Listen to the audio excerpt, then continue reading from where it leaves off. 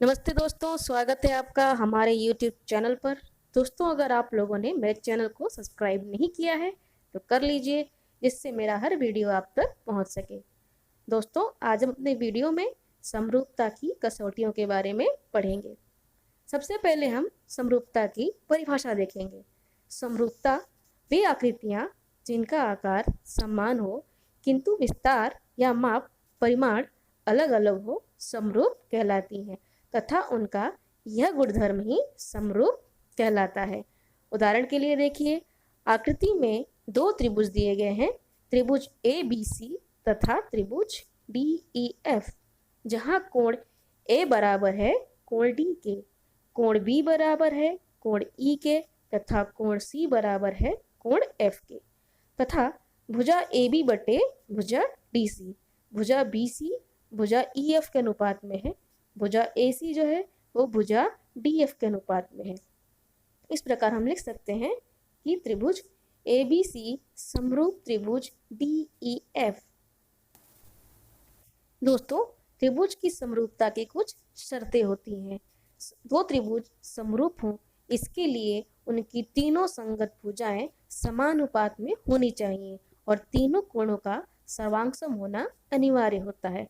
अर्थात समरूपता की कुल 6 शर्तें होती हैं, लेकिन यदि इन 6 में से कोई 3 शर्त भी अगर दो त्रिभुज पूरी करते हैं तो बाकी के 3 शर्त अपने आप पूरे हो जाएंगे। और दोस्तों, इन्हीं शर्तों को ही समरूपता की कसौटी कहा जाता है। इनके नाम इस प्रकार से हैं। पहली कसौटी है कोको कसौटी यानी कोण कोण कसौटी। दो त्रिभुजों के शीर्ष बिंदुओं की दी गई एकैकी संगति के अनुसार एक त्रिभुज के दो कोण यदि एक दूसरे त्रिभुज के दो संगत कोणों के सर्वांग सम हो तो पहले त्रिभुज का तीसरा कोण दूसरे त्रिभुज के तीसरे कोण के सर्वांग सम होता है, जैसा कि आप आकृति में देख रहे हैं। त्रिभुज ए बी सी तथा त्रिभुज पी क्यू आर में कोण ए सर्वांग सम कोण पी, कोण बी सर्वांग सम कोण क्यू, तो तीसरा कोण सी अपने आप दूसरे कोण के त्रिभुज आर के सर्वांग सम हो जाएगा। दोस्तों, दूसरी शर्त समरूपता की भुजा कोण भुजा कसौटी। दो त्रिभुजों की शीर्ष बिंदुओं की दी गई किसी एकैकी संगति के अनुसार यदि उनकी संगत भुजाओं की दो जोड़ियां समानुपात में हो और उन भुजाओं में समाविष्ट कोण सर्वांगसम हो तो वे दोनों त्रिभुज समरूप होते हैं।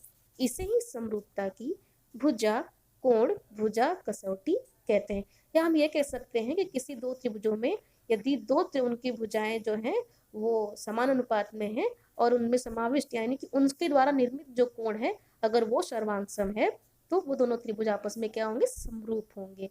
इसे हम इस प्रकार लिख सकते हैं। उदाहरण में देखिए, त्रिभुज के एल एम तथा त्रिभुज आर एस टी में कोण एल सर्वांग सम कोण एस है। यहाँ पे भुजा के एल बटे भुजा आर एस लिख सकते हैं, भुजा एल एम बटे भुजा एस टी लिख सकते हैं। यदि आकृति में भुजाओं का दिया गया जो मान है उससे हम इस प्रकार से रखेंगे तो हमें क्या मिलेगा, के एल बटे आर एस बराबर 1/1.5 तथा एल एम बटे एस टी बराबर 2/3। अब यदि हम पहले अनुपात में 2 से गुणा करें या फिर दूसरे अनुपात में 2 से भाग दें तो हमको दोनों ही अनुपात समान मिलेंगे, यानी समान अनुपात में हमको आंसर मिलेगा। तो दोनों त्रिभुज आपस में कैसे हो जाएंगे, समरूप हो जाएंगे। अब देखते हैं समरूपता की भुजा भुजा भुजा कसौटी यानी भू भू भू कसौटी। दो त्रिभुज के शीर्ष बिंदुओं की दी गई किसी एकैकी संगति के अनुसार जब एक त्रिभुज की तीनों भुजाएं दूसरे त्रिभुज की तीनों भुजाओं के समानुपात में हो तो वे त्रिभुज समरूप होते हैं। समरूपता की इसी कसौटी को भुजा भुजा भुजा कसौटी कह सकते हैं। उदाहरण के लिए देखिए, त्रिभुज पी क्यू आर तथा त्रिभुज एक्स वाई जेड में पी क्यू बटे वाई जेड बराबर क्यू आर बटे एक्स वाई बराबर पी आर बटे एक्स जेड हम इस प्रकार अनुपात के रूप में लिख सकते हैं। अब मान लेते हैं कि पी क्यू बराबर दिया है 2, क्यू आर बराबर 1, पी आर बराबर 3 तथा वाई जेड बराबर 4, एक्स वाई बराबर 2, एक्स जेड बराबर 6। तो अब इसे हम अनुपात के रूप में लिख लेते हैं। पी क्यू बटे वाई जेड बराबर कितना हो जाएगा 2/4। हल करने पे क्या आएगा 1/2। क्यू आर बटे एक्स वाई बराबर 1/2 हो जाएगा। पी आर बटे एक्स जेड बराबर कितना है 3/6 हो जाएगा। अब ये कितना आएगा 1/2। अब देखिए यहाँ पे तीनों का अनुपात हमको लास्ट में क्या मिल रहा है 1/2 मिल रहा है, यानी तीनों ही भुजाएं क्या हैं वो 1/2 के अनुपात में हैं। तो हम लोग कह सकते हैं कि ये दोनों त्रिभुज आपस में समरूप हैं। अब आइए देखते हैं हम लोग की समरूपता के गुणधर्म कौन कौन से होते हैं। पहली होती है परावर्तकता। प्रत्येक त्रिभुज अपने स्वयं के समरूप होता है। इसे हम इस प्रकार लिख सकते हैं त्रिभुज ABC समरूप त्रिभुज ABC, यानी हर त्रिभुज अपने स्वयं के समरूप होता है। दूसरा है सममिति, सिमेट्री कहते हैं इसे इंग्लिश में। माना कि दो त्रिभुज हैं, त्रिभुज ABC और त्रिभुज PQR।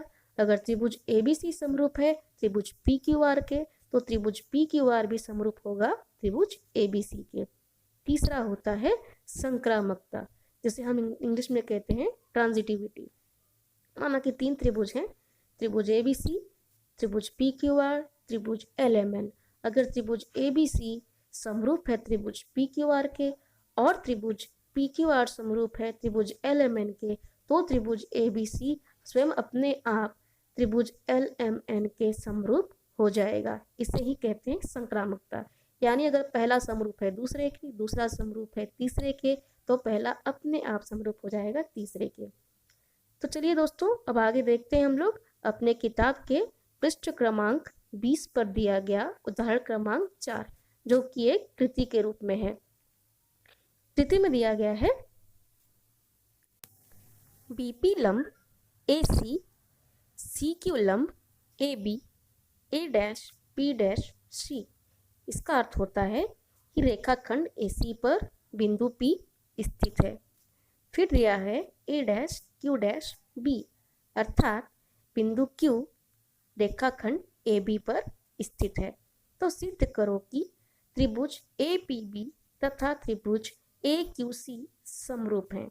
हल में दिया गया है त्रिभुज APB तथा त्रिभुज AQC में कोण APB बराबर खाली जगह। अभी जो खाली जगह है वहां पे हम लिखेंगे पहले में 90 अंश। ये 90 अंश क्यों होगा?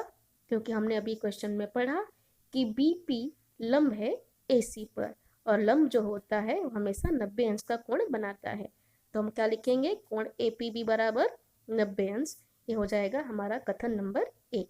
उसी प्रकार कोण AQC बराबर लिखेंगे 90 अंश, क्योंकि यहाँ पर भी क्या है कोण जो CQ है वह लंब है AB पर। ये हो जाएगा हमारा कथन नंबर 2।